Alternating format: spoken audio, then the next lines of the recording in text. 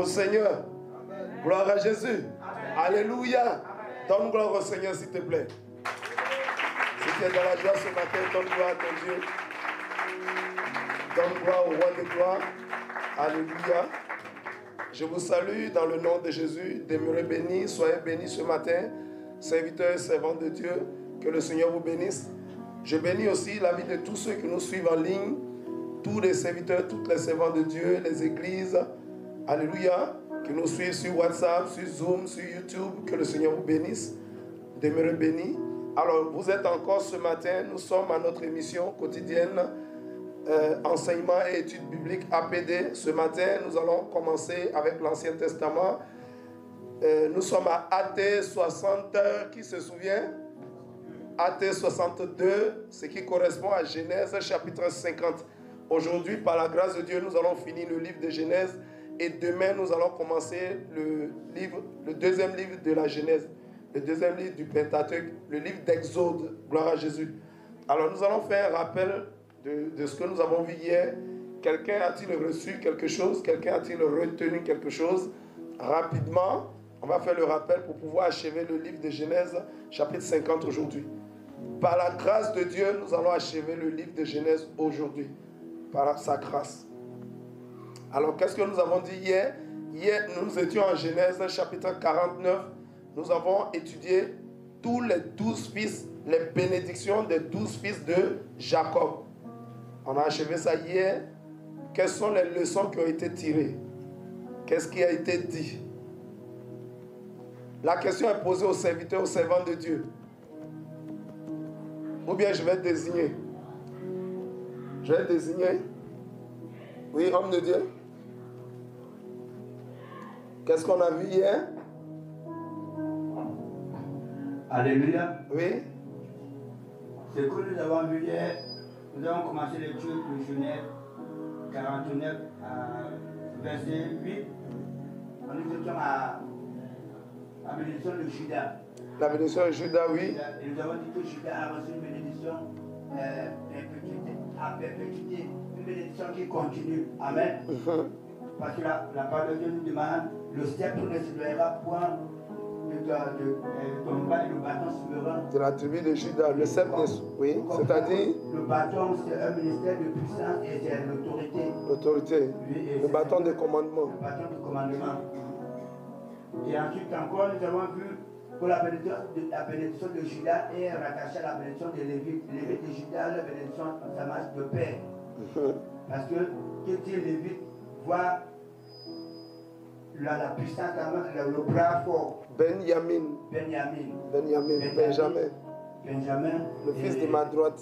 Le fils de ma droite, comme Jacob l'avait dit. Non, c'est pas le fils de ma douleur, mais c'est le fils de ma droite. Et nous comprenons que la droite de l'Éternel, c'est la main forte. Et les sacrificateurs que nous sommes, les serviteurs de Dieu, nous sommes à l'image de la droite de l'Éternel. Donc, le Seigneur compte sur nous. Et on a aussi dit que un serviteur ne doit pas, les serviteurs de Dieu ne doivent pas fuir les missions. Les serviteurs de Dieu ne doivent pas quitter les missions. Alléluia. Ou bien choisir. Vous entendez bien, en mission. Les serviteurs de Dieu sont en mission. Celui qui quitte la mission, il est démissionnaire. Il est démissionnaire. Alléluia. Amen. Gloire à Jésus. Gloire à Jésus. Amen. Alors, il est important de continuer la mission. La mission n'a pas été donnée par des hommes, mais par Dieu lui-même. C'est ce qu'on a dit hier. Qui d'autre? Qui d'autre je désigne encore? Alléluia. Je désigne homme de Dieu. Je vais désigner, pas si vous ne voulez pas. Hein? Vous ne voulez pas? Allez, je vais désigner. Oui. Gloire à Dieu. Amen. Yes. Gloire à Dieu. Oui. À partir de l'étude d'hier, nous avons conclu pour dire qu'on doit aussi nous bénir nous-mêmes. On doit aussi bénir. Nous devons également bénir notre vie, déclarer des paroles positives sur nos vies. Oui. Qu'est-ce que la Bible dit en Proverbe 18, verset 21? La Bible dit en Proverbe 18, verset 21 que la mort et la vie sont au pouvoir de la langue. La vie et la mort sont au pouvoir de la langue. Celui qui l'aime en mangera le fruit. Ok? Donc nous devons bénir nos vies. Amen. C'est ce qu'on a retenu hier. Quoi d'autre? Oui. Hier, on a aussi vu que Jacob a béni ses fils, poussé par l'esprit, les a bénis. Et on a dit comme ça qu'il n'y a rien à se porter en vie, ni à être jaloux de son frère, parce que selon le plan de Dieu, Dieu a une bénédiction pour chacun de ses enfants. Dieu a une bénédiction pour chacun de nous. Amen. Amen. Dieu a une bénédiction pour chacun de ses enfants. Tout à fait. Tout comme un père prévoit un avenir bienheureux pour chacun de ses enfants, Amen. De même, l'Éternel Dieu prévoit un bonheur pour chacune de ses créatures, chacun de ses enfants. Amen. Amen. Amen. Donc si tu sais que tu es déjà béni, la Bible dit nous avons été bénis de toutes sortes de bénédictions spirituelles. Alléluia. Toutes sortes de bénédictions spirituelles dans les lieux célestes. Donc nous avons déjà été bénis. Il reste qu'à ce que cela se transpose dans le physique. C'est déjà dans le spirituel. Alléluia. Mais pour que ça passe du spirituel au physique, la période n'est pas pareille pour tout le monde. Il y en a pour qui ça viendra rapidement, d'autres ça viendra tardivement.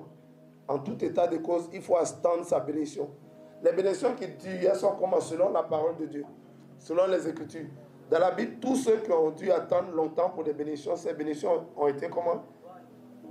Oui. Ces bénédictions ont été comment?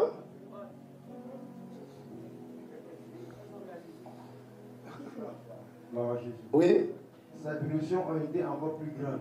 Ont été encore plus grandes. Ont été encore durables, beaucoup plus grandes. Alléluia.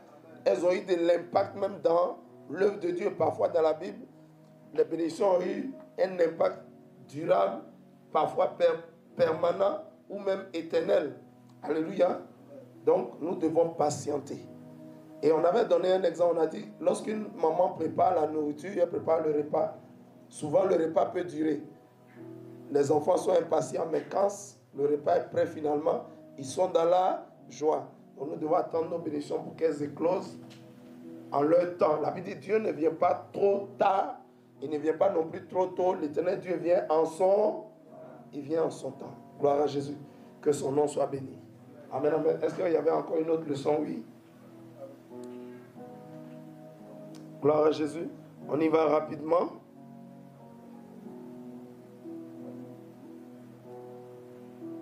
Nous avons dit aussi que c'est de la tribu de Dan qui va sortir l'antichrist, le serpent. Yes. On a aussi dit hier que selon les paroles prophétiques des bénédictions hier, alléluia, selon les paroles prophétiques des bénédictions d'hier, l'antéchrist pourrait bien sortir de la tribu de Dan. C'est ce qu'on a dit hier. Alléluia. Puisque la Bible dit de lui va sortir le serpent. Le serpent étant l'image du diable, l'antéchrist est une personnification de Satan. Alléluia. Donc c'est ce qu'on a dit hier. Gloire à Jésus. Quoi d'autre? Qu'est-ce qu'on a dit d'autre? Oui. Amen. Oui. Nous avons dit aussi que Joseph sera béni des bénédictions de la mamelle et des bénédictions du sein maternel. On a dit que Joseph sera béni, il recevra les bénédictions de la mamelle et du sein maternel. Mais avant ça, on a parlé de deux types de bénédictions d'abord, avant de parler de ça. On a dit les bénédictions des cieux, qui correspondent aux bénédictions spirituelles. Et on a dit des eaux sur la terre, qui correspondent aux bénédictions physiques et matérielles. On a ensuite dit maintenant que Joseph aura à la fois les bénédictions du sein maternel et des mamelles, ce qui correspond à quoi? Le sein maternel, il va... Voilà. Ça, c'est les mamelles. Et le sein maternel, c'est l'enfantement. Lui-même, son nom Joseph signifie que Dieu m'ajoute encore. Que Dieu complète encore. Que Dieu ajoute encore. Alléluia. Donc, il a une onction de multiplication, une onction d'ajout et de croissance. Gloire à Jésus. Amen, amen. Il y a une servante de Dieu qui a levé la main là-bas. Gloire à Jésus, oui. Oui. Si nous prenons plaisir au péché, nous ne pouvons pas avoir les bénédictions qui nous ont été reléguées auparavant. Yes. Cela a été le cas de Ruben. De Ruben. Voilà, qui avait la supériorité qui devrait en principe avoir la... Yes. À cause de la vie pécheresse que Ruben a menée. C'est très bien. On peut acclamer le Seigneur Jésus-Christ. C'est très bien. Gloire à Jésus. Alléluia. Je pense que c'est l'essentiel. On peut continuer. Prenons nos Bibles. Tous ceux qui nous suivent en ligne, nous vous prions de bien vouloir prendre votre Bible. Nous sommes en Genèse chapitre 50. Aujourd'hui, nous allons finir le livre de Genèse par la grâce de Dieu. Alléluia. Genèse chapitre 50. Et on y va tout de suite. Nous lisons Genèse chapitre 50. La Bible dit, Joseph se jeta sur le visage de son père, pleura sur lui et l'embrassa.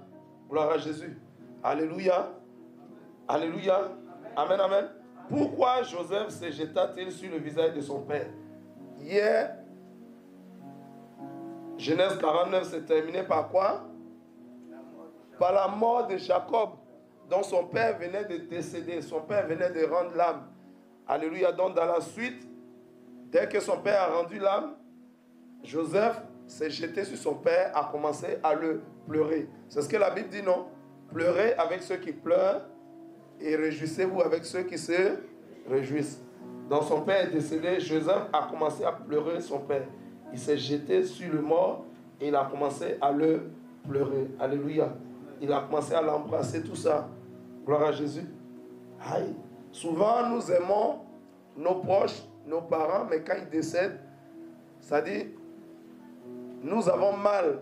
Nous avons l'envie qu'ils restent encore davantage avec nous. Malheureusement, leur temps est arrivé.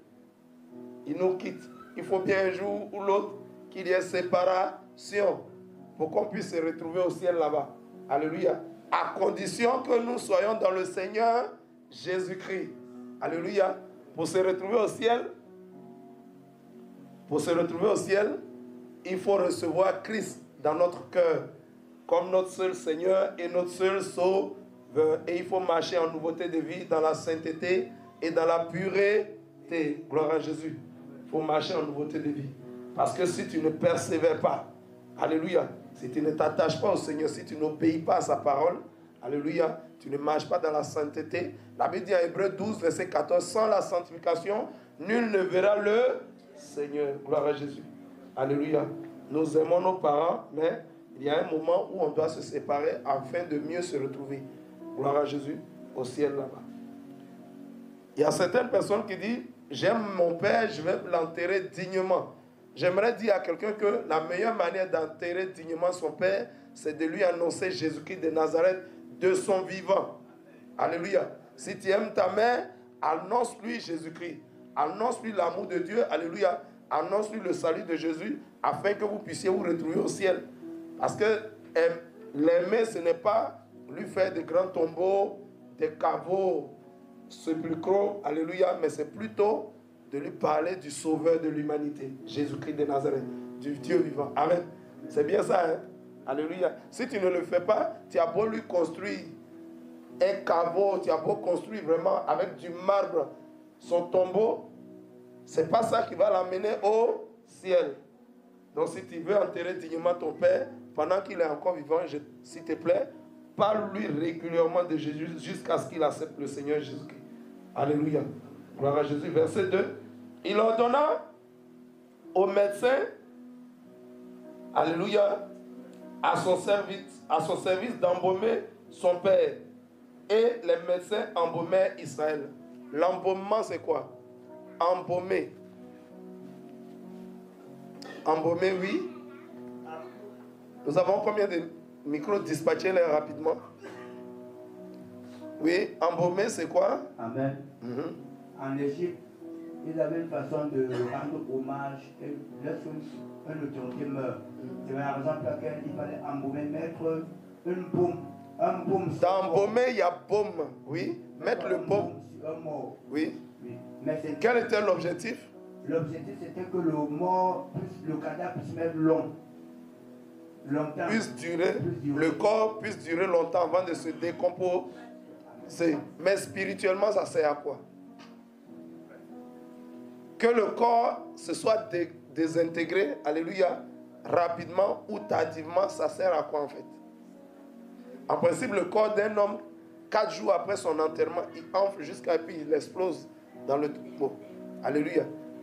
Il faut plutôt se préoccuper de son âme et de son esprit. Alléluia. Le corps est pour la terre. On a pour l'âme. Est-ce que quand on embaume, c'est pour l'âme? Est-ce que c'est pour l'esprit? C'est juste pour le corps. Or, le corps, il sera livré aux asticots.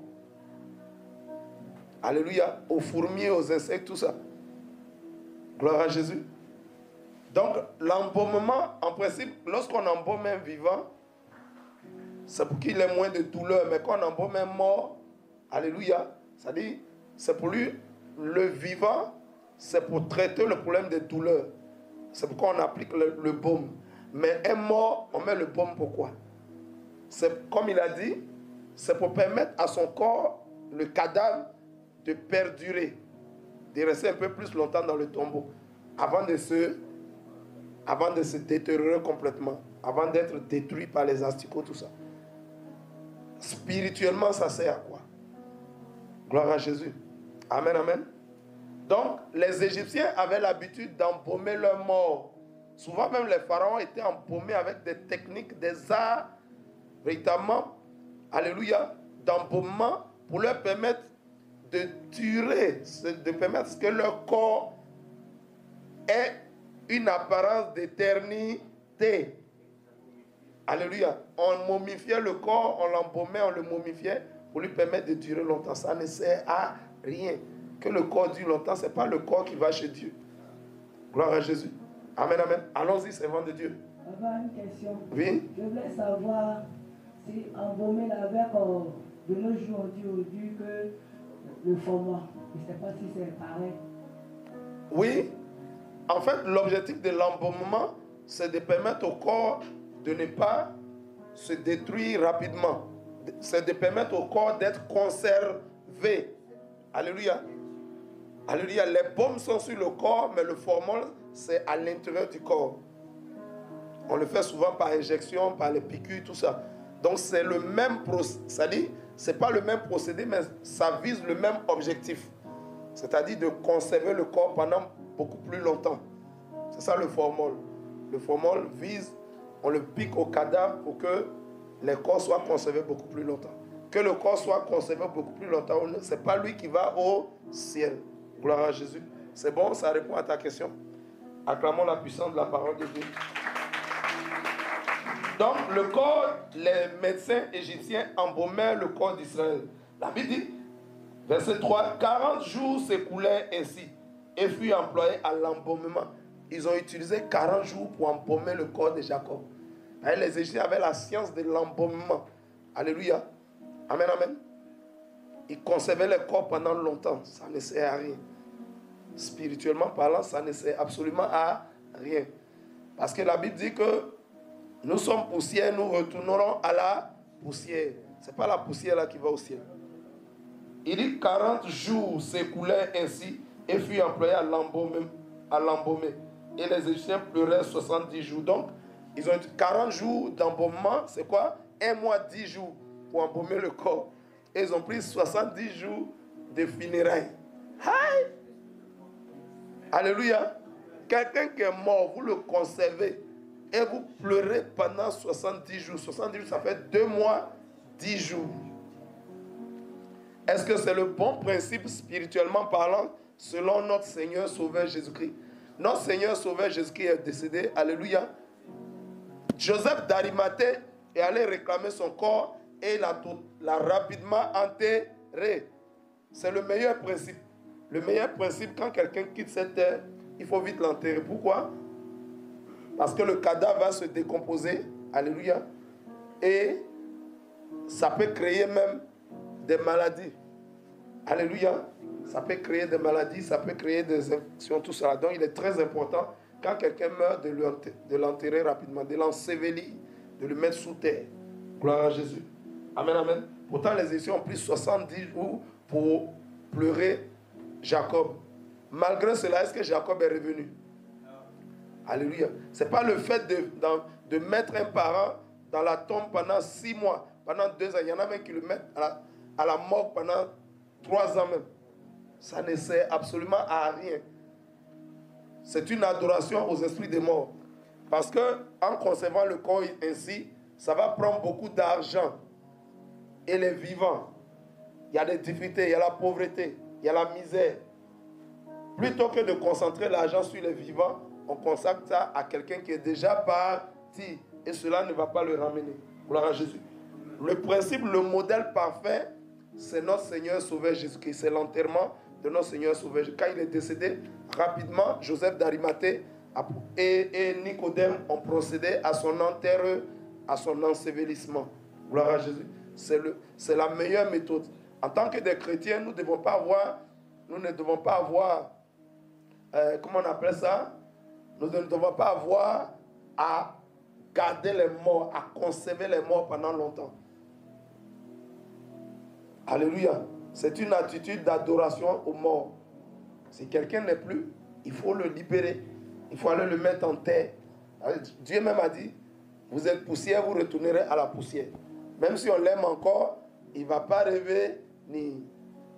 Donc le Seigneur Jésus nous a donné le modèle parfait, c'est d'être vite enterré. En tant que chrétien, si vous perdez un parent, il serait mieux de l'enterrer rapidement. Le modèle parfait, c'est Jésus. Gloire à Jésus. Amen, amen. Les Égyptiens ont attendu 70 jours. Quand les jours, verset 4, de deuil furent passés, Joseph s'adressa, alléluia, aux gens de la maison de Pharaon et leur dit, si j'ai trouvé grâce à vos yeux, rapportez, je vous prie à Pharaon ce que je vous dis. Mon père m'a fait jurer en disant, voici je vais mourir. Tu m'enterreras dans le sépulcre que je me suis acheté au pays de Canaan. Je voudrais donc y monter pour enterrer mon père et je reviendrai. Gloire à Jésus. Alléluia. Amen, amen. Alléluia. Donc nous avons essayé de voir un peu ce que c'est que l'embaumement. Vous avez vu quand notre Seigneur Sauveur Jésus-Christ est mort, Joseph d'Arimathée et Nicodème sont allés l'ensevelir. Mais la Bible dit, il y a 2 évangiles qui disent que les maris de Magdala, alléluia, et 2 autres femmes sont allées acheter des aromates afin d'embaumer le corps de notre Seigneur Sauveur Jésus-Christ. Alléluia. Mais pendant qu'elles ont attendu le sabbat, elles ont dit, bon, après le sabbat, quand elles sont allées, elles ont vu que le Seigneur était ressuscité. Il n'y a que l'évangéliste Jean, sinon l'apôtre Jean, alléluia, qui atteste que Jésus a été embaumé, qui dit que Jésus a été embaumé. Sinon les autres évangiles disent qu'avant même d'embaumer le corps du Seigneur, les femmes sont arrivées, il était déjà ressuscité. Gloire à Jésus. Amen, amen. Amen, amen. Acclamons le Seigneur de gloire. Jacob décède et Joseph demande la permission à Pharaon d'aller l'enterrer en Canaan. Il dit, il ne faut pas m'enterrer en Égypte.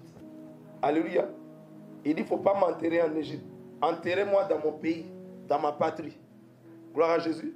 Donc Joseph demande la permission et cette permission, verset 8, Pharaon répondit, monte et enterre ton mort comme il te l'a fait jurer. Il dit, mon père m'a fait jurer qu'il ne doit pas être enterré en Égypte. Mais il faut qu'il aille en Canaan, c'est là-bas on doit l'enterrer. Et le Pharaon a accepté. Gloire à Jésus. Alléluia.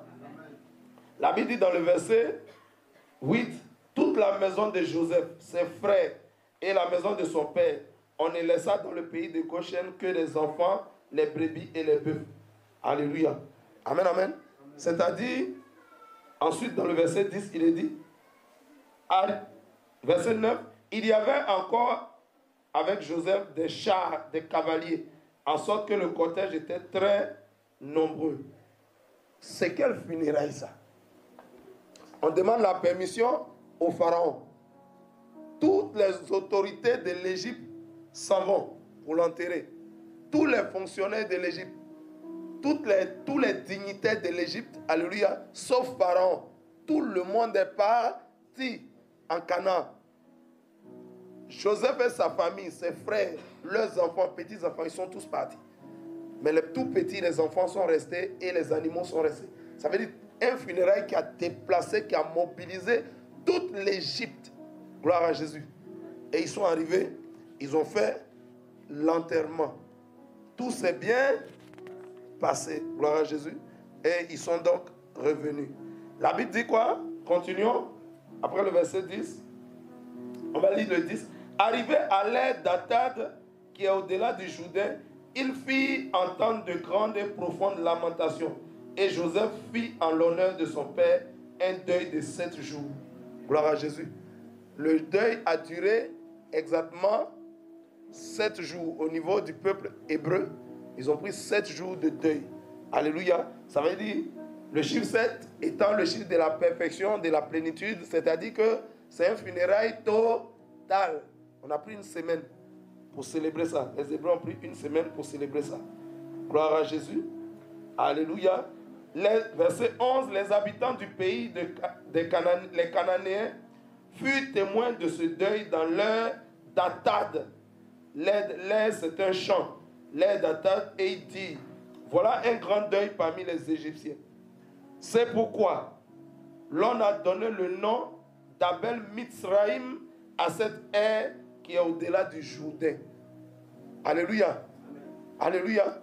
On a donné le funérail de Jacob fut tellement grand et grandiose. Amen, amen.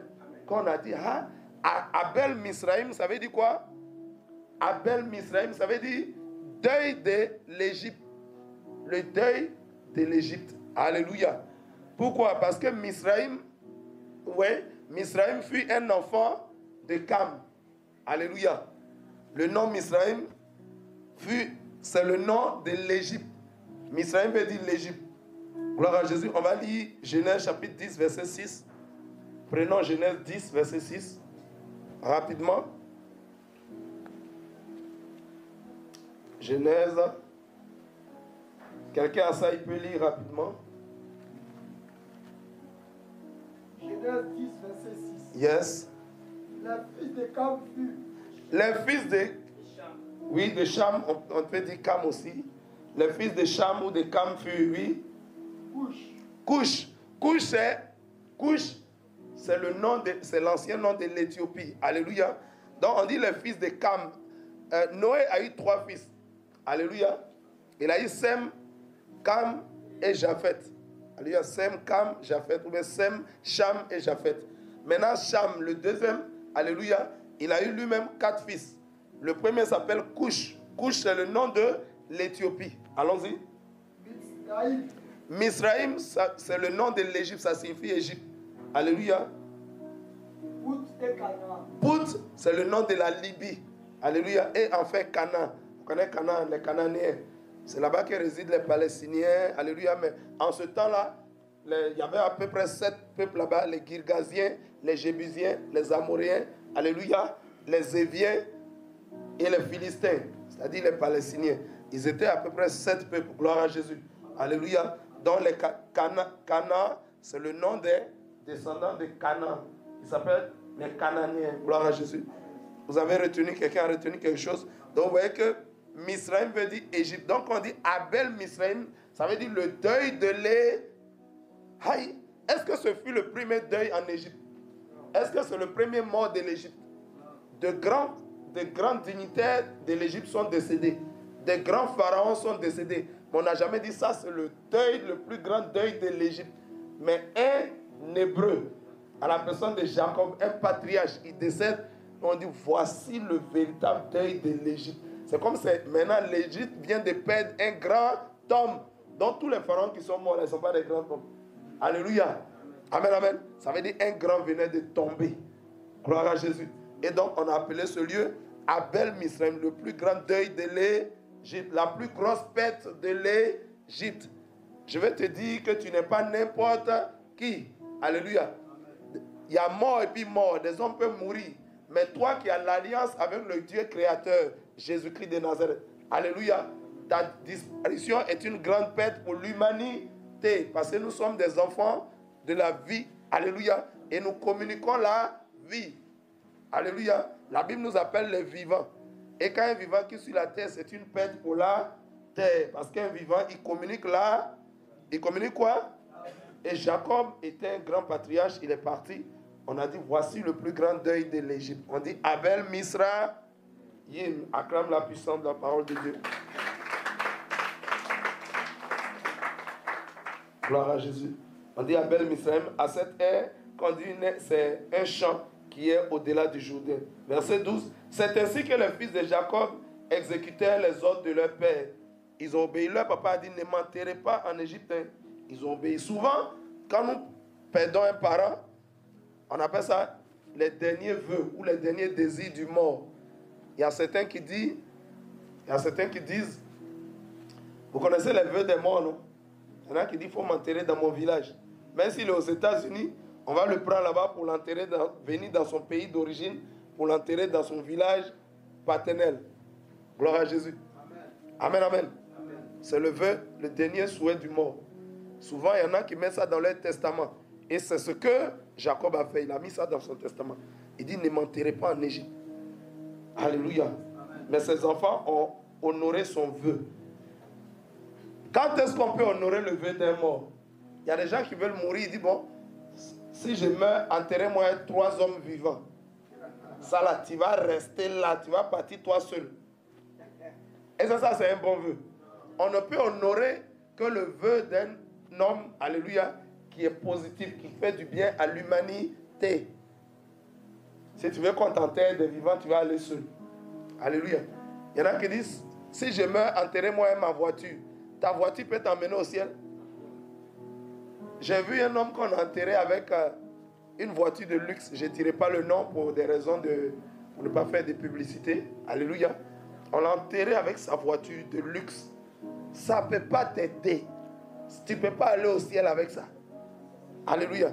Si tu n'as pas payé le ticket pour le ciel, c'est-à-dire donner ta vie à Jésus, tu vas aller en enfer avec ce véhicule de luxe. C'est un acte de quoi? T'enterrer avec un véhicule de luxe. C'est un acte d'orgueil. C'est un acte de vanité. Alléluia. Ecclésiaste pouvait dire vanité des vanités, tout est vanité. Tu veux nous montrer que tu avais l'argent sur la terre. Donc enterrez-moi ma voiture de luxe. C'est vanité, c'est nul et de nul effet. Alléluia. Dieu ne prend pas ça en compte. C'est plutôt, tu t'en vas avec un acte d'orgueil. Au lieu d'aller dans l'humilité, alléluia, tu aggraves ta situation, tu marques la fin de ta vie avec une action d'orgueil. Il y a des hommes comme ça, ils veulent qu'on les enterre leur bien. Il y a d'autres qui veulent qu'on les enterre avec leur argent, avec leur or. Il y en a qui disent, si je meurs, jetez l'argent dans le cercueil. Argent, on va prendre pour utiliser sur la terre. Tu vas partir toi seul. Il y en a qui prennent la terre pour jeter dans le cercueil. Tout ça, c'est pas bon. Si tu perds un parent, écoute-moi bien. Si tu perds un parent et que tu prends la terre pour jeter, des fleurs pour jeter dedans, c'est une alliance avec l'esprit de mort. Tu vas tisser une alliance avec l'esprit de mort. Il y en a qui pleurent autour du cercueil. Non, on dit, quand tu es reculant, il glisse un peu, puis il tombe dedans. On dit, bon, il dit, allez, levez-moi, aidez-moi. Ah, tu l'aimais, non? Tu voulais aller à lui. Il y en a qui font des acrobaties. Gloire à Jésus pour montrer que le mort, mais si tu te blesses là, alléluia, ou bien si tu glisses, tu tombes pour mourir. On ne doit pas avoir la culture des morts. Alléluia. Nous ne devons pas avoir la culture des morts. C'est pourquoi Jésus a dit, laissez les morts enterrer leurs morts et vous, faites quoi? Alléluia. Il a dit quoi? Vous venez pour adorer le roi de gloire. Amen, amen. Amen, amen. On continue. Acclame le Seigneur, si tu comprends bien. C'est la vérité. Les leçons que nous tirons de ce texte, aujourd'hui on parle de deuil, c'est de ne pas avoir la culture des morts. C'est de ne pas adorer les morts. Alléluia. Porter les pailles de morts, porter les uniformes de morts, se raser la tête pour des morts. Tout ça, c'est des liens avec l'esprit de mort. Tu perds un parent, tu te rases la tête. C'est pourquoi Dieu a dit, le rasoir ne doit pas passer sur sa tête. Il ne doit pas toucher aux morts. Le nazi ne doit pas toucher aux morts. Le nazi, c'est l'enfant de Dieu. Alléluia. Celui qui est consacré à Dieu depuis le sein maternel, depuis le ventre de sa maman. Alléluia. Donc ce dernier-là, il ne doit pas toucher aux morts. Ce n'est pas que tu ne dois pas toucher aux morts, mais en fait, tu ne dois pas avoir la culture des morts. Les morts ne doivent pas passer devant Dieu. Alléluia. Tu ne dois pas considérer les morts plus que ton créateur. Tu ne dois pas avoir la culture des morts. Si tu aimes les morts, alléluia, l'esprit des morts va tisser une alliance avec toi et l'esprit des morts va te posséder. Un esprit des morts, il fait quoi? Il amène la mort. Alléluia. Il assoupit. Il crée des blocages. Alléluia. Il crée le perpétuel recommencement. Il crée le non-accomplissement. Tu fais tout. Tu fournis beaucoup d'efforts, mais tu reçois peu. Tu as des blocages dans la vie. C'est une manifestation de l'esprit des morts. Alléluia. Les choses meurent dans ta vie. Tes finances, ta santé, ton travail, ton mariage. Tout meurt. Gloire à Jésus. Ne développons pas la culture de l'esprit des morts. Si quelqu'un a quitté la terre, il a vécu, il faut aller l'ensevelir, comme Dieu nous l'a dit. Alléluia. Gloire à Jésus. On continue. Acclame la puissance de la parole de Dieu. Lorsque nous perdons un parent et que nous gardons les photos des morts dans le salon, nous gardons les photos des morts, soi-disant que nous aimons trop notre papa, nous aimons trop notre maman.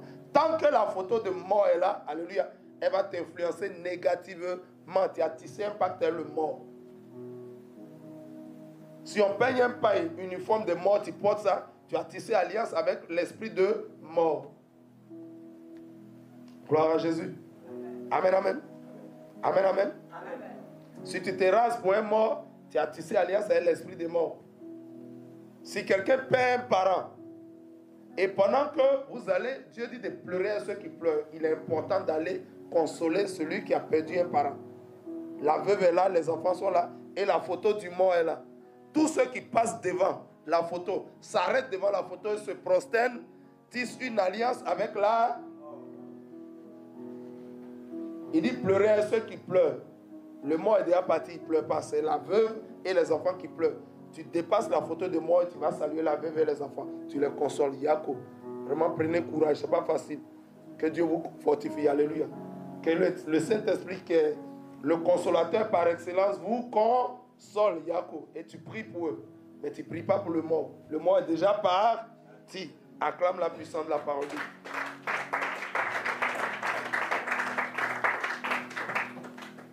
Nous continuons, verset 13. Ils le transportèrent au pays de Canaan et l'enterrèrent dans la caverne du champ de Macpéla qu'Abraham avait acheté d'Ephron, le Héthien, comme propriété sépulcrale et qui est vis-à-vis de Mamré.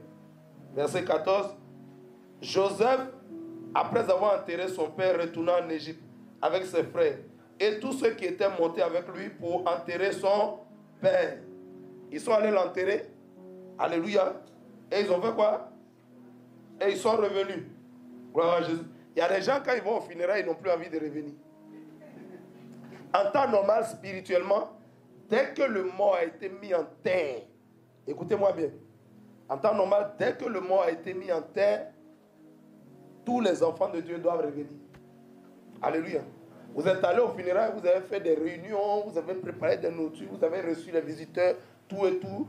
Vous faites la veillée. Alléluia. Amen, amen. Oui.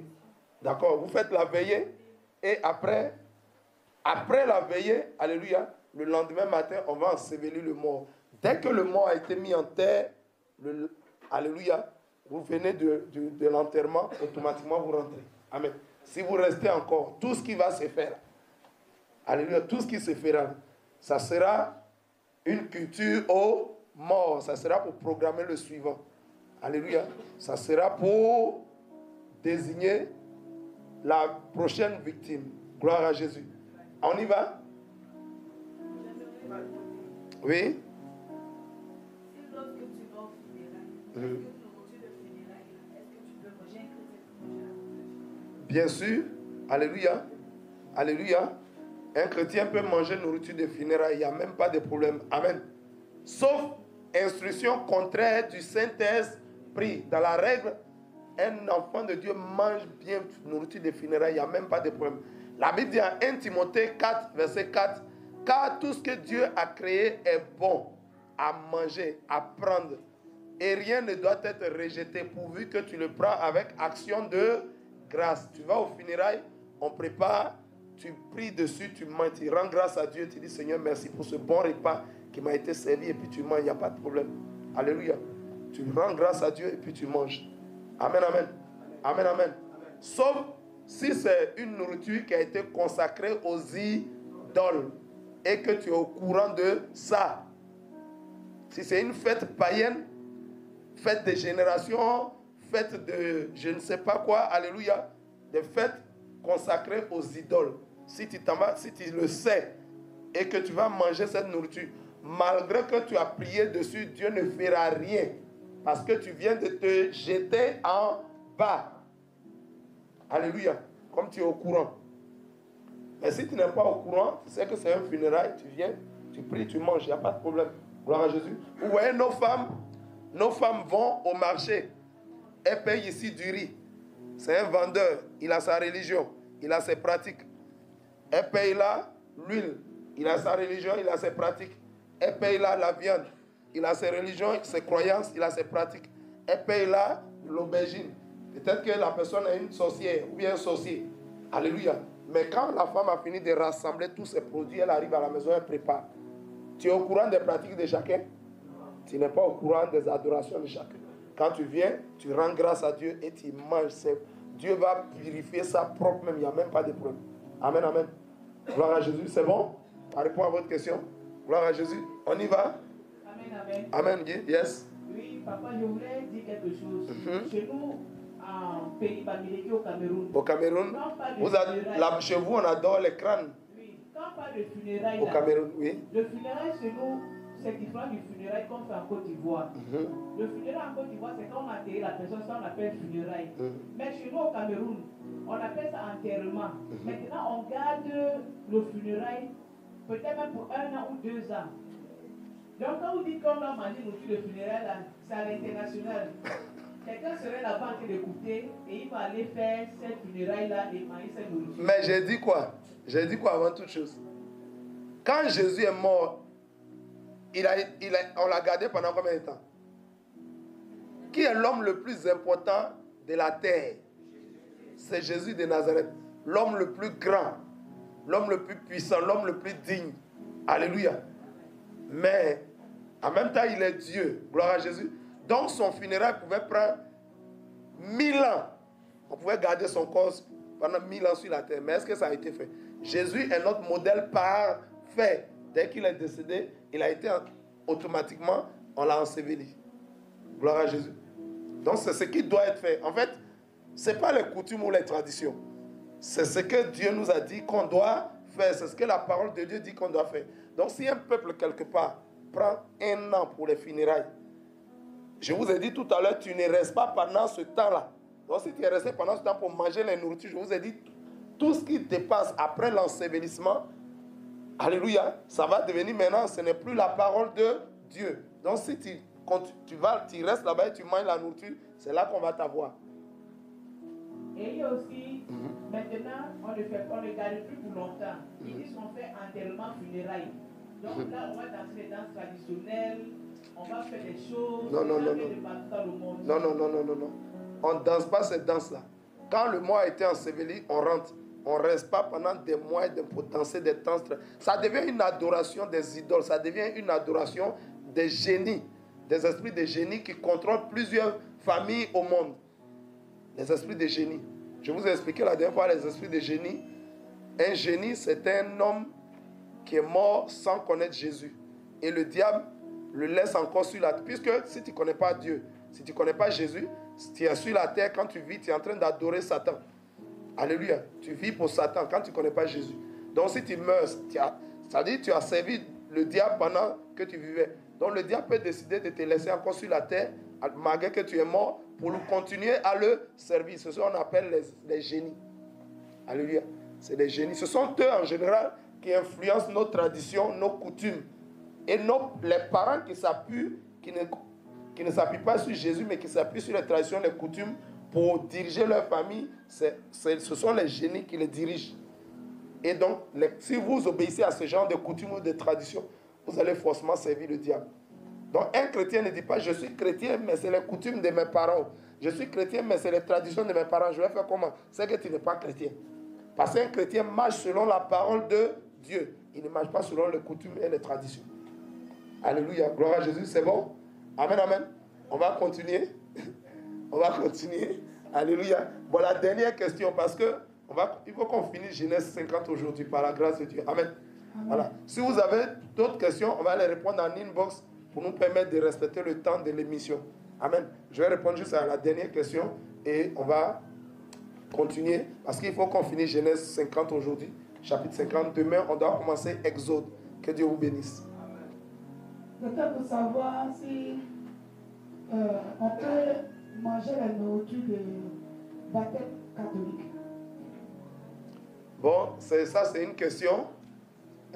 Comme nous sommes une communauté, comment on appelle ça? Nous sommes une communauté spirituelle. Je vais répondre à cette question en inbox. Alléluia. Je vais répondre à cette question en inbox. Acclamons le Seigneur Jésus-Christ. Mais je vous en prie, quand vous posez les questions, n'indexez pas des communautés, je vous en prie. Ne dites pas le nom des églises. Amen. N'indexez pas les communautés. C'est bon? Donc je vais répondre à cette question en inbox. Que Dieu vous bénisse. Acclamons le Seigneur. On va continuer. Pour nous permettre d'achever le test, sinon on allait continuer les questions.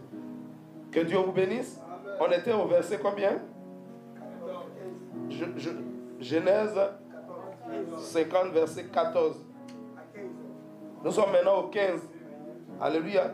Quand les frères de Joseph virent que leur père était mort. Alléluia. Ce texte parle beaucoup de morts. Quand les frères de Joseph virent que leur père était mort, ils dirent, si Joseph nous prenait en haine, alléluia, et nous rendait tout le mal que nous lui avons fait.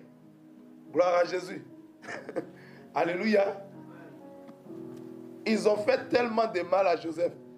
Maintenant, leur père était le garant de leur sécurité, de leur stabilité. Vous savez, souvent, quand le père c'est un stabilisateur, un papa. C'est au père que Dieu a donné l'autorité. Donc, quand le papa vit encore, la famille est stable. Les enfants veulent se faire des choses, mais à cause du père, ils se méfient. Mais quand le père s'en va, commence une série de règlements de comptes. Donc, les frères de Joseph ont eu peur. Dit, notre papa est mort, on vient de l'enterrer. Est-ce qu'on va retourner en Égypte? Est-ce que Joseph ne va pas se rappeler de tout ce qu'on lui a fait de mal et il va commencer à nous régler notre compte? Il ne va pas nous donner suffisamment à manger. Il va se venger de nous. Donc, ils ont commencé à craindre. Gloire à Jésus. Mais qu'est-ce que Joseph a fait? Alléluia. À partir du verset 15, la crainte des frères de Joseph. Après la mort de leur père, les frères s'inquiétaient, alléluia, d'une probable vengeance. Qu'est-ce que Joseph a fait?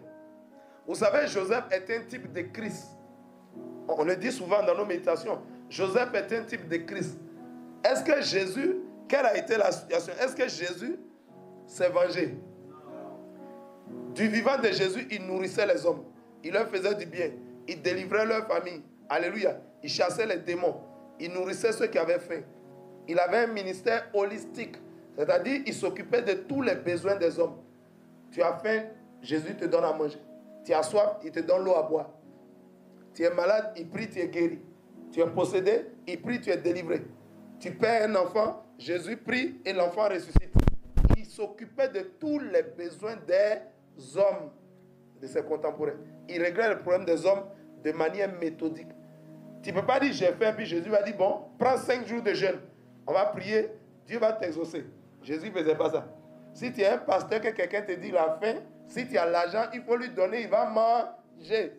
Sinon, le spirituel va interpréter ça comme une méchanceté. En tout cas, si tu en as, il faut donner. Mais il y a certaines personnes qui ont les moyens. Alléluia. Tu peux être, si tu es un serviteur de Dieu ou un chrétien, un enfant de Dieu, ton frère dit, ah, donne-moi quelque chose. Tu en as, tu dis, on va prier, on va prier. On va prier. Prends 5 jours. Est-ce que tu as résolu son problème? Tu as déplacé le problème. Mais Jésus avait un ministère holistique. Donc, Joseph était un type de Christ. Alléluia.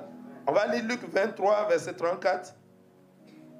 Prenons rapidement les évangiles. Luc, chapitre 23, verset 34, rapidement. Luc 23, verset 34, et je lis. Jésus qui a nourri les gens, il leur a fait du bien. Quand Jésus est entré à Jérusalem, ils ont dit, béni soit celui qui vient au nom du Seigneur. Après, quelques temps après, on dit, bon, crucifie-le, crucifie-le. Qu'est-ce que Jésus pouvait dire? Qu'est-ce que la Bible nous enseigne? Vis-à-vis du bien. Est-ce que si quelqu'un te fait le bien, tu dois lui faire le mal? Si quelqu'un te fait le bien, que tu lui rends le mal, ça veut dire que tu rends le mal par le bien qu'il t'a fait. La Bible dit, celui qui rend le mal par le bien, alléluia, ou celui qui rend le bien, celui qui rend le mal par le bien qu'il a reçu, le mal ne quittera jamais sa maison. Celui qui rend le mal par le bien, toi tu as reçu le bien, mais tu rends ça par le mal. La Bible dit, le mal ne quittera jamais ta maison. C'est-à-dire, le mal va se scotcher à toi, le mal va s'accrocher à toi, ça va s'agripper à toi, ça ne te lâche pas. Parce que tu as rendu...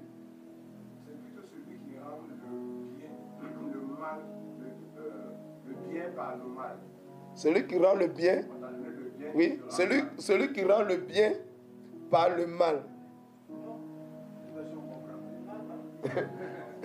Vous avez compris, non? Il te fait du bien, mais toi tu lui fais du mal. Amen, amen. Vous comprenez? Vous comprenez quelque chose? Alléluia.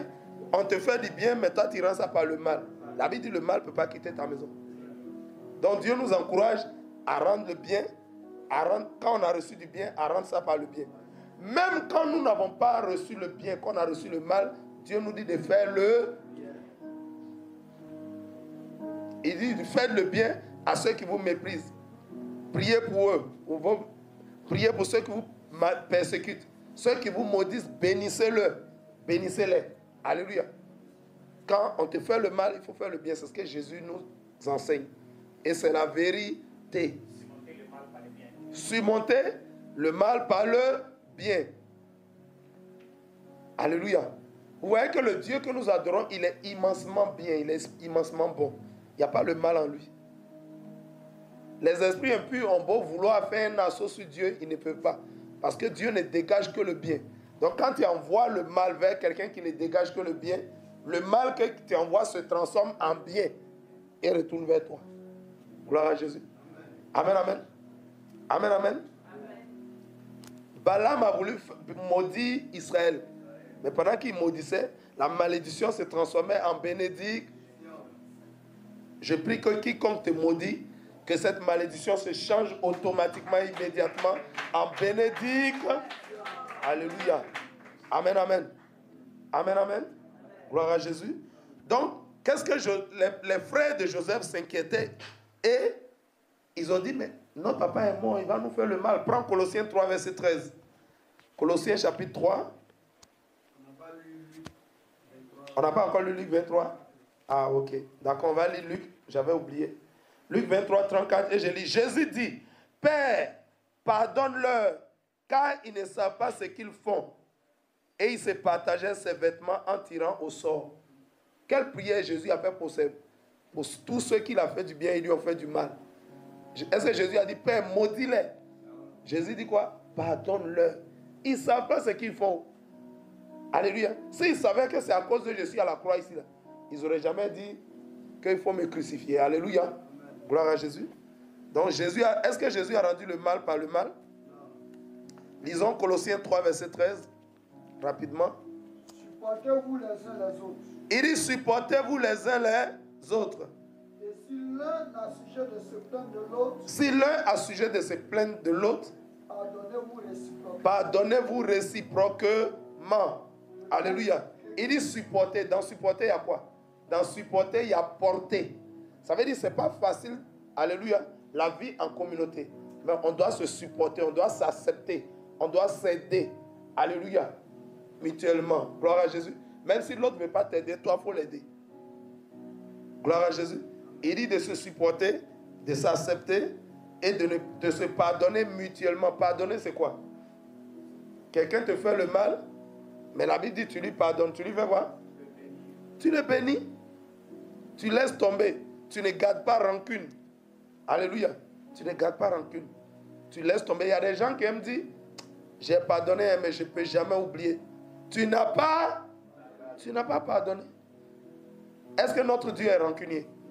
Donc, ils ont fait, Joseph, c'est un type de Christ. D'abord, du côté négatif, Joseph a beaucoup souffert. Est-ce que Christ n'a pas souffert? Christ a souffert. Joseph a également beaucoup souffert du fait de ses frères. Alléluia. Il a été méprisé. Il a été rejeté. Il a été jeté dans un puits. On l'a fait sortir. On l'a vendu à 2 reprises.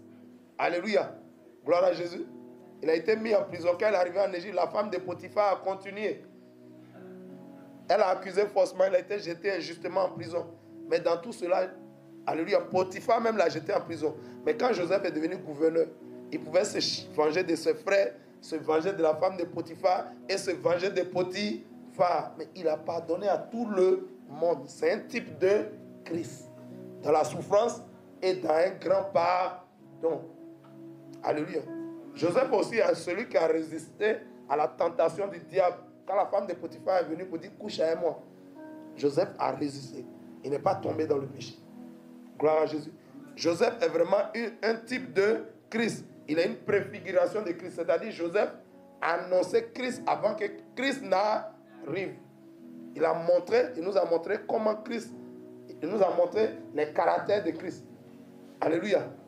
Il nous a montré les valeurs de Christ. Il nous a montré son caractère. Gloire à Jésus. Donc cet homme qui est un type de Christ, ses frères s'inquiétaient. Notre papa et moi, Joseph va se venger. Qu'est-ce que la Bible dit? On prend Matthieu 6, 14, 15 qui dit quoi rapidement? Je vais dire ça. La Bible dit, si vous ne pardonnez pas aux hommes leurs offenses, le Père ne vous pardonnera pas non plus vos offenses. Mais si vous pardonnez aux hommes, Dieu aussi vous pardonnera. Joseph a pardonné à ses frères. Prenons Romains 12, verset 19. Est-ce que Joseph s'est vengé? Romains 12, 19, rapidement. Romains chapitre 12, verset 19. Yes. Ne vous vengez point vous-même. Il dit ne vous vengez point vous-même. Est-ce que Dieu a dit de se venger? Est-ce qu'un enfant de Dieu a le... Venger signifie quoi? Que signifie venger? Se rendre justice, se faire justice, faire le mal pour le mal qu'on nous fait, rendre le mal par le mal, c'est ça se venger. Gloire à Jésus. Alléluia. Est-ce que Jésus s'est vengé? Non. Est-ce que Joseph s'est vengé? Non. Joseph ne s'est pas vengé. Acclame la puissance de la parole de Dieu. On continue. Romains 12, 19. Mais laissez agir la colère. Mais laissez agir la colère. Comment? Car il est écrit. À moi la vengeance. À moi la vengeance. À moi la rétribution. À moi la rétribution. La vengeance appartient à qui? À nous? À un homme? La vengeance appartient à qui? À Dieu. Si tu prends le risque de te venger, est-ce que tu connais les choses telles que Dieu connaît les choses? Dans la vengeance, tu peux déborder. Et si tu débordes le peu que tu as débordé là, on doit aussi t'imputer ça. On doit aussi te juger pour ça. Et tu as débordé. Alléluia. Cependant, si tu ne te venges pas et que tu laisses Dieu te venger, Dieu est très juste. Dieu, non seulement il est sage, il connaît toutes choses. Alléluia. Et aussi, il est juste. Il ne va jamais dépasser. Quand il va te juger, quand il va te rendre justice, il ne va pas déborder. Parce que vous savez, toutes les fois que quelqu'un rend justice et qu'il déborde, on doit aussi lui infliger une sanction. J'ai entendu une fois un homme dire, nous aussi, on va se venger. Je lui ai dit, mais tu n'as pas besoin de te venger. Pourquoi? Parce que la Bible dit que ce qu'un homme aura sémé, il le moissonne. Si un homme a fait le mal, il va la vie dans le monde dans lequel nous sommes est comme un champ. Tout ce que tu mets en terre, c'est ça que tu prends, non? Est-ce que tu peux planter maïs et puis tu t'en vas, c'est goyave qui est là? Est-ce que tu peux planter papaye, tu t'en vas, c'est arachide qui sort? C'est qu'on plante, c'est ça qu'on prend. Alléluia. Amen, amen. Amen, amen. Donc, ce faisant, c'est des principes que Dieu a établis dans l'univers. Donc, si tu te venges, alléluia, tu risques de déborder.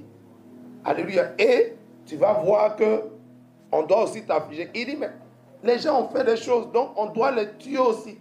Mais si tu t'en vas tuer quelqu'un qui a déjà planté le mal, c'est que toi tu allais planter aussi là, on doit aussi te juger pour ça. Vous voyez que ça renouvelle la vengeance. Et la vengeance ne va jamais finir. Alléluia. Laissons Dieu venger. Alléluia. Laissons Dieu nous venger. Amen, amen. Mais nous n'attendons aucune vengeance. On n'attend pas que Dieu nous venge. Dieu nous dit plutôt de prier pour ceux qui nous ont fait du mal. N'attendons pas. Prions pour eux. Alléluia. Pour que Dieu leur fasse grâce. Pour qu'ils se répandent et qu'ils aillent au ciel. C'est l'attitude que Jésus nous recommande. Mais Jésus ne dit pas de nous venger. Donc on ne t'attend pas. Dit, docteur Hippo a dit. Donc on doit attendre notre vengeance. Au lieu de prier pour celui qui t'appelle, il va attendre que tu sois vengé. Que Dieu lui fasse quelque chose. N'agis pas ainsi. Acclame la puissance de la parole de Dieu. Face à cette inquiétude, Joseph rassure ses frères. Joseph rassure ses frères et Joseph tient-il parole ou bien il les a blagués puis après il s'est vengé? Il a tenu parole. Gloire à Jésus. On continue. Genèse 50. Verset 16. Et il fit dire à Joseph, ton père a donné ce ordre avant de mourir. Vous parlerez ainsi à Joseph. Oh, pardonne le crime de tes frères et leur péché, car ils t'ont fait du mal. Pardonne maintenant le péché des serviteurs de Dieu de ton père. Joseph pleura et il pleura en entendant ces paroles. Hein? Depuis que Joseph est devenu gouverneur et ils sont allés trouver Joseph là-bas, ça veut dire ils étaient sincères dans leurs propos, mais ils n'ont pas fait ils ont fait une repentance à moi. Et quand tu as fait une bonne repentance, tu as reçu la miséricorde. Dans vos pensées, quand vous avez véritablement, sincèrement demandé pardon à Dieu, il faut croire que Dieu vous a pardonné. Alléluia. Il y a des gens qui sont comme ça. Ils demandent pardon à Dieu. Si tu l'as fait sincèrement et totalement, ne te dis pas que Dieu là, est-ce que Dieu m'a vraiment pardonné? Si tu le fais, tu deviens un homme. Tu deviens donc seulement incrédule. Alléluia. Tu deviens un homme incrédule. C'est-à-dire que tu ne crois pas que le Dieu tout-puissant, le Dieu qui pardonne, peut réellement te pardonner. Comment on appelle ça? Quelqu'un qui ne croit pas que Dieu l'a réellement pardonné. Quelqu'un qui ne croit pas que Dieu l'a totalement pardonné. On appelle ça l'esprit de culpabilité. L'esprit de culpabilité. Alléluia. La Bible dit en 1 Jean 1, verset 9, à partir du verset 8, si nous disons que nous n'avons point de péché, la vérité n'est point en nous. Mais si nous confessons nos fautes, Dieu est juste et bon pour nous pardonner et pour nous purifier. Dieu ne fait pas que il te pardonne et puis il te nettoie. Il te sanctifie propre. Alléluia. Parce que tu t'es repenti sincèrement. La Bible dit en Proverbe 28, verset 13, celui qui cache ses transgressions ne prospère point, mais celui qui les avoue et les délaisse, les abandonne, si tu as fait cela sincèrement, tu obtiens toute la miséricorde de Dieu. Dieu ne te... Alléluia. Gloire à Jésus. Mais malgré cela, tu as demandé pardon. Tu as dit, hey, est-ce que Dieu m'a... C'est l'esprit de culpabilité. C'est encore un péché. Gloire à Jésus. Donc, quand les frères de Joseph ont demandé pardon, on dirait qu'ils n'ont pas été total. Donc, ils se disent que, peut-être il y a encore quelque chose. Joseph peut encore nous sanctionner. Il peut encore se venger. Joseph dit, moi, je vous ai déjà pardonné. Je ne me souviens même plus de ça. Joseph était un type de Christ. Gloire à Jésus. Quelqu'un a compris? Acclamons le Seigneur.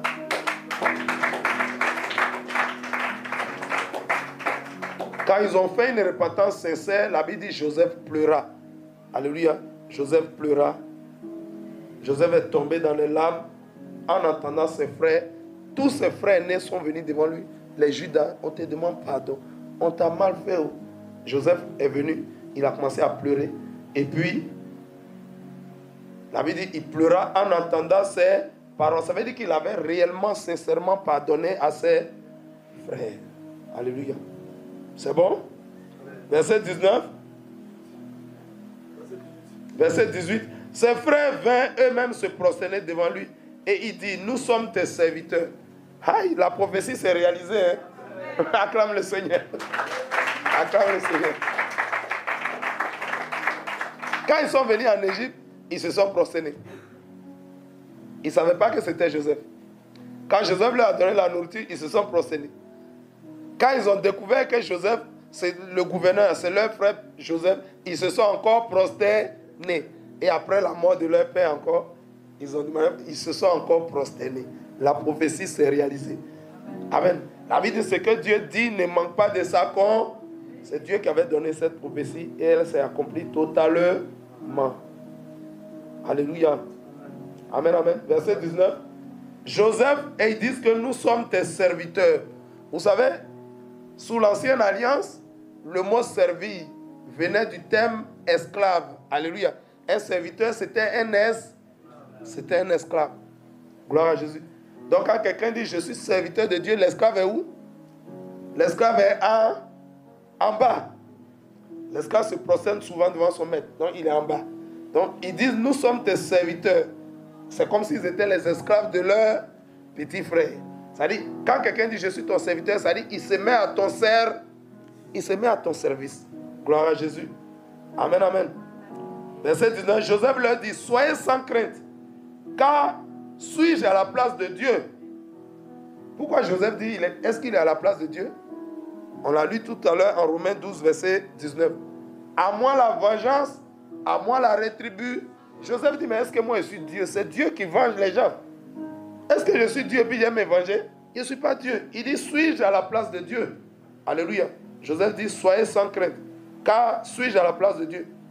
Vous aviez médité de me faire du mal, mais Dieu l'a changé en bien, pour accomplir ce qui arrive aujourd'hui, pour sauver la vie à un peuple nombreux.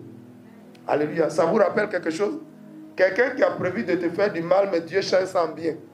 Ça vous rappelle Balaam? Balaam avait prévu de maudire le peuple d'Israël, mais Dieu changeait chaque fois les malédictions en bénédictions.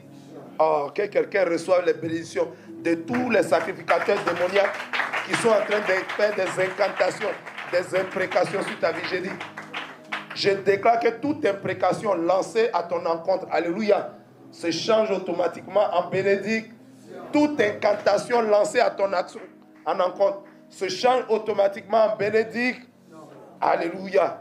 La Bible dit, en Ésaïe 54, alléluia, versets 15 et 17, la Bible dit, si l'on forme des complots contre toi, cela ne viendra pas de l'Éternel. Mais quiconque se liguera contre toi, alléluia, tombera sous ton pouvoir. La Bible dit, toute âme de guerre qui sera forgée contre toi, alléluia, sera nulle et de nul effet. Sera nulle et sans effet. Alléluia. Amen, amen. La Bible dit, dans le verset 17, toute langue qui se lèvera en justice contre toi, toute langue spirituelle comme physique qui se lèvera, alléluia, contre toi, pour proclamer des malédictions contre toi, alléluia, la Bible dit, tu la condamneras. Gloire à Jésus. Ésaïe 7,7 dit quoi? Ainsi parle l'Éternel. Alléluia. Toute âme de guerre qui sera dirigée contre toi sera nulle et de nul effet. Sera nulle et sans effet. Gloire à Jésus. Amen, amen. Ils disent tout cela n'arrivera pas. Tout le mal que les agents des ténèbres, que Satan et ses démons ont préparé contre toi, il dit cela n'arrivera pas. Cela n'aura pas lieu. Cela ne se passera pas. Ainsi parle ton Créateur Jésus-Christ de Nazareth. Ah, si quelqu'un comprenait cette déclaration prophétique, tu ne pouvais pas rester là comme ça. Tu es devenu comme un blindé. Alléluia. Alléluia. La protection de Dieu est tout autour de toi. La Bible dit en Zacharie 2, verset 5, l'Éternel, ton Dieu, Jésus-Christ de Nazareth, dresse autour de toi une muraille de feu, une barrière infranchissable. Gloire à Jésus. Alléluia. Nous ne payons rien. Nous n'avons rien payé, mais nous sommes sécurisés. Alléluia. Les hommes de ce monde payent des caméras. Ils payent des caméras. Ils payent des vigiles. Ils payent des gardiens. Mais malgré ça, ils ne dorment pas. Mais toi et moi, alléluia, nous sommes sans crainte. Parce que l'Éternel est notre haute retraite. Il est le rocher de notre salut. Il est notre bannière. Alléluia. Alléluia. Il est notre bannière. Il est notre forteresse. Il est le rocher de notre salut. Il est notre haute retraite. Il est notre protection. Il est notre forteresse. Gloire à Jésus. Alléluia. La Bible dit en Psaume 34, verset 8, car l'ange de l'Éternel campe autour de toi et t'arrache de tous les dangers. Gloire à Jésus. Amen, amen. Dans le psaume 34, verset 20, la Bible dit quoi? La Bible dit, le malheur, les difficultés, les épreuves peuvent souvent atteindre un juste, mais l'Éternel l'en délivrera. Est-ce qu'il dit, il va te délivrer s'il peut? Est-ce qu'il a dit, il va te délivrer? Peut-être. Il dit, l'Éternel l'en délivrera toujours. L'Éternel t'en délivrera. Peu importe, ils te feront la guerre, mais ils ne te vaincront pas. Car l'Éternel est avec toi pour te délivrer. Acclame la puissance. Nous sommes en sécurité, hein? Alléluia. Nous sommes en sécurité. Gloire à Jésus. Amen, amen. Amen, amen. On continue. Verset 22. Il dit, soyez donc sans crainte. Alléluia. Soyez donc sans crainte. Je vous entretiendrai. Entretenir quelqu'un, c'est quoi? Prendre soin de lui, le nourrir, s'occuper de lui, lui fournir tout ce dont il a besoin, tout le nécessaire. Vous et vos enfants. Et il les consola en parlant à leur cœur. Verset 22. Joseph demeura en Égypte et la maison de son père, il vécut 110 ans. Gloire à Jésus. Joseph est un personnage de Christ. Il a vécu 110 ans. Gloire à Jésus. En Genèse 6, verset 3. Yes. En Genèse 6, verset 3, qu'est-ce que l'Éternel Dieu a proclamé pour nous? La longévité. Il dit, alors l'Éternel dit, mon esprit ne restera pas toujours dans l'homme, car l'homme n'est que chair, et ses jours seront de 120 ans. Joseph a fait 110 ans. Gloire à Jésus.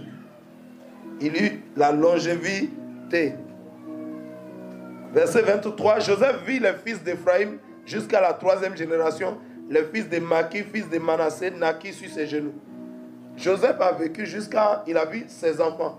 Il a vu les enfants de ses enfants. Les enfants des enfants de ses enfants. Gloire à Jésus. Ça, c'est la joie d'un homme. Hein. Tu fais ton enfant. Mais tu arrives à voir les enfants de tes enfants. Leurs enfants, tu les vois. Et leurs enfants jusqu'à la 3e génération.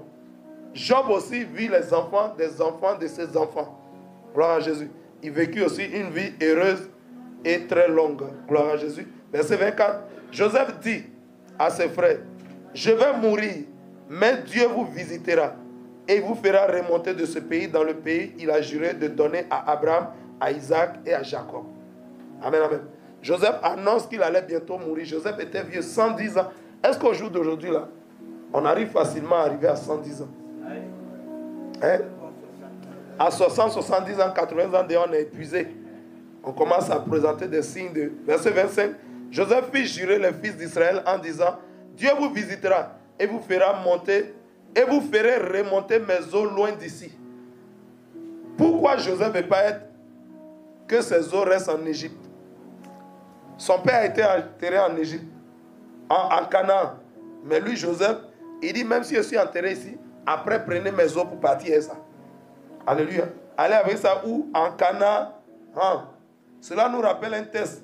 Exode 10, verset 9. Quelqu'un peut lire ça rapidement? Et on va terminer le dernier verset 26. Exode 10, verset 9. Quelqu'un peut nous lire rapidement Exode 10, 9. Quand Pharaon, alléluia, voulait laisser le peuple d'Israël retourner, c'est-à-dire quitter l'Égypte, il leur a dit quelque chose. Il dit, allez-y, mais laissez ici certains biens. Alléluia. Laissez vos richesses. Ça a été graduel. Hein? Au début, Pharaon dit, allez, mais ne vous éloignez pas. Amen. Amen. Dans un premier temps, le premier, il a dit quoi? Adorer Dieu ici. Comment on peut rester? On dit on va adorer notre dit rester en Égypte pour adorer. Vous allez voir qu'il y a certains pièges du diable qui disent certaines sectes qui vont vous dire tu peux être chrétien et puis être aussi, pratiquer aussi notre secte. C'est de ça qu'il s'agit. Si tu es chrétien, non, ça ne fait rien. Mais viens t'initier dans notre secte là. Ça ne fait rien. Tu peux être chrétien. C'est ça. Pharaon dit, vous êtes chrétien, non, mais restez en Égypte puis adorez votre Dieu. Après, il dit, Moïse dit non. Il dit, bon, allez-y, mais restez autour de l'Égypte, n'allez pas loin. Il dit, non, on ne veut pas. Il dit, bon, allez-y, mais laissez vos biens. Quand un homme est délivré, il est totalement délivré. Il doit aspirer à la délivrance. Tu ne peux pas être délivré et puis ta richesse est bloquée en Égypte. Tu ne peux pas être délivré, alléluia, et puis tu ne peux pas faire enfant. Tu ne peux pas être délivré et puis il y a quelque chose qui te retient. Ce n'est pas puissant. Tu n'as pas encore la délivrance totale. Corps, âme et esprit. Gloire à Jésus. Amen, amen. On lit rapidement. Terminons vite. Genèse chapitre 10, verset 9. Yes. Exode chapitre 19. Oui. Moïse répondit. Nous irons avec nos enfants. Nous irons avec nos enfants. Et nos vieillards. Et nos vieillards. Avec nos fils. Avec nos fils. Et nos filles. Et nos filles. Avec nos brebis. Avec nos brebis. Et nos bœufs. Nos bœufs, les petits comme les gros, oui. Car c'est pour nous une fête. C'est pour nous une fête. En l'honneur de l'Éternel. On ne laisse rien en Égypte. Alléluia. Moïse dit, on ne laisse rien en Égypte. On va partir avec tout, notre bénédiction, notre fécondité, notre enfant. On va aller avec tout. Gloire à Jésus. C'est comme ça qu'un enfant est Dieu. Quand tu sors de l'Égypte, qui est la représentation du monde, il ne faut rien laisser en Égypte. Sinon, le diable va bloquer ton héritage, va bloquer ta fécondité. Tu es là, tu es chrétien, mais tu n'avances pas. Tu es chrétien, mais tu es toujours dans la pauvreté. Ça veut dire qu'il y a quelque chose que le diable a retenu en Égypte. Alléluia. Tu n'as pas pris tout pour partir. Tu n'as pas reçu la délivrance totale. C'est ce qu'on appelle la délivrance totale. Acclame la puissance de la parole de Dieu. Le dernier verset, Joseph mourut, âgé de 110 ans, on l'embauma et on le mit dans un cercueil en Égypte. Gloire à Jésus. Ça veut dire qu'il a été enterré en Égypte. Mais il a dit à ses frères, ne laissez pas mes os ici. Le jour où vous allez bientôt quitter l'Égypte, mais le jour où vous partez là, partez avec mes os. Alléluia. Quelqu'un a compris? Quels sont les personnages qu'on a étudiés aujourd'hui? On va tirer les leçons. Vous savez, ce n'est pas tant que la vie des personnages est si primordiale dans l'étude, mais au travers de la vie des personnages, à travers l'histoire des personnages, Dieu nous enseigne des leçons spirituelles. Il nous enseigne des choses qu'il veut qu'on retienne. Qui on a étudié aujourd'hui? On a étudié Joseph et ses frères, oui. La mort de Jacob, Joseph et ses frères. Et quelles sont les leçons que nous avons tirées aujourd'hui? Oui, rapidement. Nous ne devons pas avoir la culture des morts. Nous ne devons pas avoir la culture des morts. On parle des enfants de Dieu. On a remarqué que dans ce monde, les hommes ont la culture des morts. Les hommes aiment les morts. Alléluia. Ils apprécient les morts jusqu'à on leur voue des cérémonies. Gloire à Jésus. On adore les morts. Les gens adorent les morts. Quand ils perdent un parent, certains gardent les crânes des morts chez eux. Alléluia. D'autres gardent les habits des morts. Alléluia. Amen, amen. On voit que quand quelqu'un meurt, on a du mal à se débarrasser de son corps. On le garde à la mort 6 mois, 10 mois, 1 an, 3 ans, 6 ans. C'est une culture aux morts. On ne doit pas s'attacher aux morts, on doit s'attacher aux vivants. Gloire à Jésus, c'est la leçon qu'on a retenue. Deuxième leçon, oui. Oui, micro. Nous savons. Deuxième leçon, rapidement. Alléluia. Oui. Gloire à Jésus. Yes. La deuxième leçon, à moi la vengeance et à moi la rétribution du Seigneur Jésus-Christ. Le Seigneur Jésus-Christ dit ne pas se venger, que à lui la vengeance. Un enfant de Dieu ne doit pas se venger. Un enfant de Dieu ne devrait pas se venger. Quand tu veux te venger déjà, alléluia, tu travailles pour Satan. Tu travailles pour l'ennemi, pour le diable. Regardez le diable. Depuis le commencement, quand il a péché contre Dieu, Dieu l'a précipité jusqu'à aujourd'hui. Il est l'ennemi de son créateur. Jusqu'à aujourd'hui, il cherche à se venger. Il ne peut rien faire à Dieu. Donc, il se venge sur la création de Dieu. Il se venge sur la créature merveilleuse qu'est l'homme. Il veut détruire l'œuvre de Dieu. Il veut détruire tout ce que Dieu fait. C'est un rancunier. Un homme qui veut se venger, on l'appelle comment? Un rancunier. Le Dieu que nous adorons n'est pas rancunier. Alléluia. Le papa de la rancune, c'est Satan. Donc nous ne devons pas nous venger. Gloire à Jésus. Allons-y. Amen, amen. Moi, je voulais un témoignage par rapport à l'enseignement que vous avez donné. D'accord. Selon l'enseignement que le Saint-Esprit a donné. Oui, Donc, après la mort, dans l'enterrement de notre papa, nous avons jeté des sables. À l'enterrement de votre père, vous avez jeté du sable. Vous n'étiez pas encore chrétien. Voilà. Vous n'étiez pas encore chrétien. Donc, au fait, nous sommes chrétiens partant à l'église, mais on n'avait pas. Vous fréquentiez l'église. Voilà. En ce temps-là, vous fréquentiez l'église. Voilà. Donc, après ça, après l'enterrement, j'ai vu en rêve que il y avait Barik et mon père, je cherchais même à toucher mon papa et il fuyait. On faisait les ronds. Et puis, c'est comme ça que j'ai fait jusqu'à ce que je me suis réveillé. Et on a fait aussi incision. On dit oui, pour nous protéger, on a fait incision, tous ceux qui sont au village à 7 ans. Et nous avons subi la conséquence. C'était grave. Une incision pour les morts. La Bible dit vous ne vous ferez aucune incision dans votre chair. Quand vous faites l'incision, c'est pour les morts. Il y a des personnes qui font les incisions dans leur chair. C'est pour les morts. Les incisions dans leur chair. Alléluia. Vous voyez, toutes les fois que vous faites une incision, qu'est-ce qui sort? Le sang sort. Or, chaque fois que le sang sort, c'est une alliance. Mais ce n'est pas une alliance que vous avez fait avec Jésus-Christ de Nazareth. C'est le même Jésus qui dit, vous ne vous ferez aucune incision dans votre chair. Donc, si tu désobéis à cette parole et que tu fais une incision, quand le sang sort, puisque tu es en désobéissance, c'est avec l'esprit des morts que tu fais alliance. Avec les esprits impurs. Amen. C'est pourquoi, dans votre songe, vous avez vu que vous avez vu votre père qui était déjà décédé. Vous voyez le mort, mais le mort s'éloigne de vous. En fait, le mort s'éloigne de vous parce que lui, il est déjà parti. Vous ne vivez plus dans le même monde. Amen. Donc, il s'éloigne de vous pour vous dire qu'on n'est pas ensemble. Donc, laissez-moi là où je suis. Amen, amen. Gloire à Jésus. C'est pour nous dire, ce témoignage confirme que nous ne devons pas nous attacher aux morts. Nous ne devons pas développer une culture des morts. Gloire à Jésus. On va tirer la dernière leçon. Quelqu'un d'autre? Oui. Acclame le Seigneur. La dernière leçon. Oui. Amen. Amen. La dernière leçon, c'est que Joseph est le prototype de Christ. Joseph est le prototype de Christ, oui. Que nous voyons. Et de la même manière, Joseph a pardonné ses frères. A pardonné ses frères. Tout le mal qu'ils l'ont fait, même Potiphar, même la femme de Potiphar, ils les ont tous pardonnés. Et nous retrouvons les caractéristiques de Christ. Joseph a été vendu à prix d'argent. Et Jésus également a pris d'argent. Amen. Amen. Amen. Joseph a été vendu, alléluia, par ses frères. Ils ont pris l'argent. Christ aussi a été vendu. Ils ont pris l'argent. Joseph a été au milieu du panetier et de l'échanson.